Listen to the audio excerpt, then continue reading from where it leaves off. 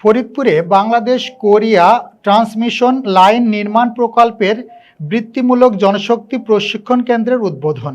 ফরিদপুর থেকে senior reporter মাহবুব চিস্তি জানান, ফরিদপুরে ট্রান্সমিশন লাইন নির্মাণ প্রকল্পের বৃত্তিমূলক জনশক্তি প্রশিক্ষণ কেন্দ্রের উদ্বোধন করা হয়েছে।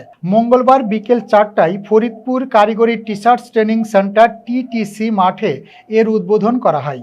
এ সময় প্রধান অতিথি হিসেবে উপস্থিত ছিলেন সাবেক মন্ত্রী ও অবসরপ্রাপ্ত air vice marshal Altaf Hossain MP, প্রবাসী কল্যাণ ও প্রবাসী মন্ত্রণালয়ের অতিরিক্ত সচিব জিনাত আরার সভাপতিত্বে এ সময় বিশেষ অতিথি হিসেবে উপস্থিত ছিলেন ফরিদপুর ৩ সদর আসনের সংসদ সদস্য চৌধুরী নায়েব ইউসুফ আহমদ।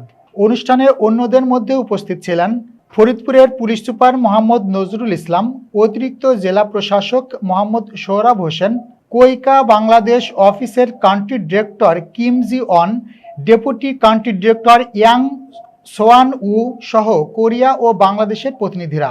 এ সময় বক্তারা বলেন, এই ট্রেনিংয়ের মাধ্যমে দেশের মানুষের ভাষা শিক্ষা ও ট্রান্সমিশন লাইন নির্মাণ প্রকল্পের বৃত্তিমূলক প্রশিক্ষণের মাধ্যমে জনশক্তি গড়ে তোলার কাজ করবে কোরিয়া আন্তর্জাতিক সহযোগিতা সংস্থা কোইকা ও হানবেক কোং লিমিটেডের সহযোগিতায়। প্রকল্পটি চলবে আগামী 2029 সাল পর্যন্ত।